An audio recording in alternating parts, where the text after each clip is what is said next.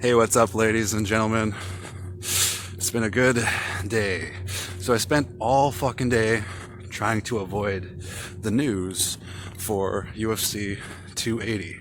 I've been trying to avoid the news of who won, who took out whom, who submitted whom, what happened with the main card, because I bet $100 on the main card for UFC 280. So, I bought my pay-per-view a week ago, and I wasn't quite aware of, I knew there was a time difference between here and Abu Dhabi, obviously, but I wasn't quite aware of the UFC making the time difference, so that the pay-per-view would be at 1 o'clock Central Time. I didn't know about that. So I spent my day, which we call it, just really avoiding the news about UFC 280. But the pay-per-view did live up to the hype, I believe. So even though there was a couple of heartbreaks and whatnot, but at the same time, that was a really good show overall. It was a really good event, and it was totally worth the pay-per-view that I earned to fucking buy, pay for, watch, all that shit. It was totally worth it, 100%. So here I am, just relaxing on the rocks, all that stuff. Just chilling, doing my thing. And I'll share with you my results, I guess, for betting on UFC 280. Hopefully it's not too windy. I'm sure the wind picks up on the fucking microphone pretty damn good around here. It's all windy like this. Alright, I got my results right here. Now, Manon Fiorot versus Caitlin Chookagian. That was a fucking wicked fight. Caitlin Chookagian is always super fucking intense, and like when she's doing her thing, when she's doing her combinations and all that, she's always like and that just adds to the intensity and what the judges see. They hear her doing that as part of her game plan and all that. Like there's a little bit of a psych out edge there when she's going all that stuff. But as far as Manon Fiorot versus Caitlin Chookagian goes, it was the decision was for Manon Fiorot to win. So I got lucky there because I bet $20 on Manon Fiorot to win, and I ended up winning $30 from that $20, which is a pretty good take as far as sports betting goes. But I played the favorite, and I got lucky there and won. So good job on Manon Fiorot. And when it comes to Mateusz Gamrot, sorry if the wind's making those sounds on the fucking microphone, right?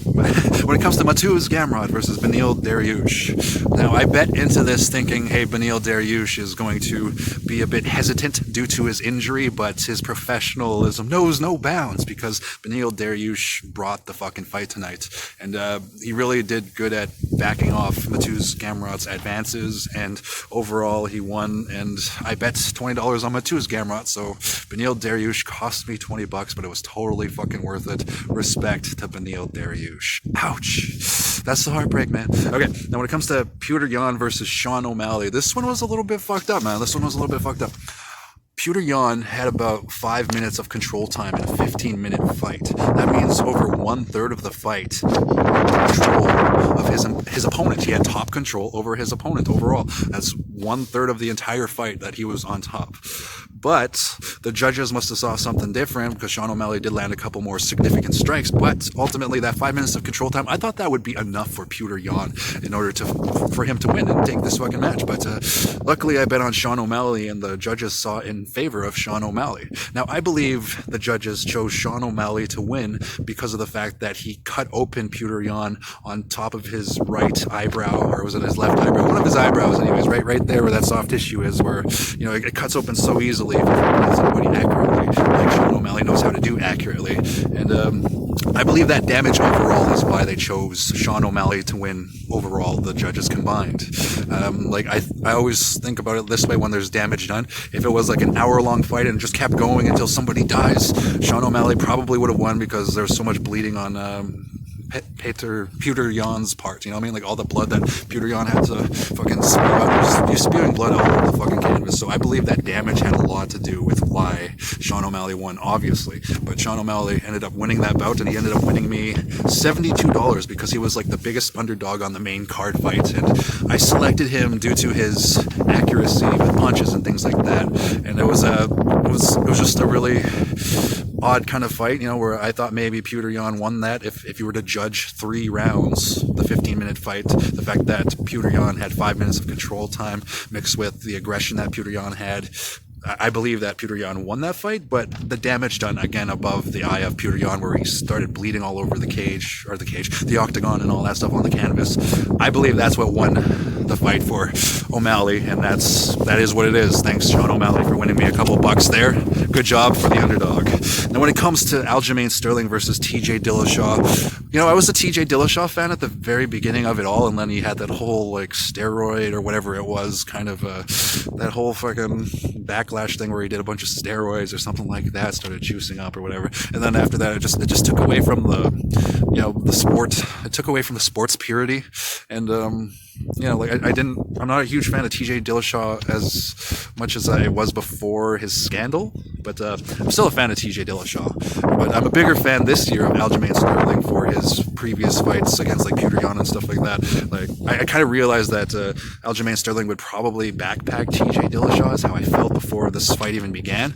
But I will say this though, like when TJ Dillashaw and Aljamain Sterling fought, like it was really unfortunate that TJ Dillashaw's shoulder started dislocating constantly, and like the way he survived that first round. If TJ Dillashaw were to have come back, I was going to respect TJ Dillashaw forever because of the fact that he had his shoulder dislocated in the entire first round, and it was just the way that he kept going. That was all heart to me. TJ Dillashaw is all heart, so I do respect TJ Dillashaw. Just that scandal kind of turned me off on that part as far as being a fan goes. And Aljamain Sterling ended up winning due to a technical knockout stoppage due to a shoulder dislocation on TJ Dillashaw's part. It was really unfortunate that TJ Dillashaw's injury kind of stopped that fight. But Aljamain Sterling ended up winning. I bet $20 on Aljamain Sterling to win, and he won, and I got $32 back for my 20, $32.12 for my 20, and that's what happened with that one. And yeah, those are my results. But for the main event, though, here's the heartbreaker, man. Here's the heartbreaker. When it came to Charles Oliveira versus Islam Makhachev, I decided to stick with Charles Oliveira because, he won me over as a fan throughout his career, going up and down and all that stuff. And after he won me over as a fan, I decided to stick with Charles Oliveira to the very end, and it's just too bad that the very end just so happened to be tonight, because Islam Makhachev ended up, choking out Charles Oliveira. Sorry, I'm just a little bit heartbroken from it, man. But yeah, Islam Makhachev put Charles Oliveira's winning streak to an end, and he settled the question who would win in a fight. And tonight was Islam Makhachev's night, and now Islam is the new champion, and that is what it is. I have a feeling like maybe if Charles Oliveira's title wasn't stripped from him, maybe he would have had a stronger edge going in on this fight, stuff like that. But you can't change what happened, man. That was a really good fight. Islam Makhachev is the real deal, and he's gonna be champion for a long time, I feel. And the next fight for Islam Makhachev is Alexander Volkanovski in UFC 284. And I already said this, I'm going to bet $100 on Islam Makhachev to win that time. So when it comes to the bet between Islam Makhachev versus Alexander Volkanovski, I'm risking a lot here, but I'm going to risk $100 for Islam Makhachev to win. I believe he'll do it, but we'll see what happens. I feel like Alexander Volkanovski, he is awesome. He's a great fighter, absolutely.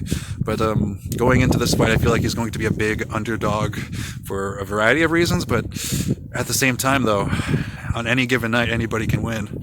And I'm calling for Islam Makhachev to be champion for quite a long time, and maybe Alexander Volkanovski should just stick with the belt that he has and stay in his weight class. But that's not how professional combat sports goes.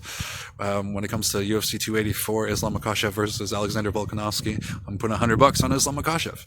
And that is what that is. Go Team Khabib. Respect to the great one who was in the octagon tonight, the great one being Khabib. And I told you Hezbollah in the corner would be good luck for Islam Makhachev. But respect to all the fighters tonight at UFC 280. And there was a fight in the crowd between someone from Team Khabib and Khamzat Chimaev. That was kind of funny subplot drama for tonight. But it was a really great pay-per-view overall, and I enjoyed spending my money on the pay-per-view, and I enjoyed gambling on the pay-per-view, and I look forward to the next one, and the next one, and the next one, and the next one, and the next one. Okay, well, thanks for listening. Those are my results for betting on UFC 280. Everybody have a good night. Cheers, respect.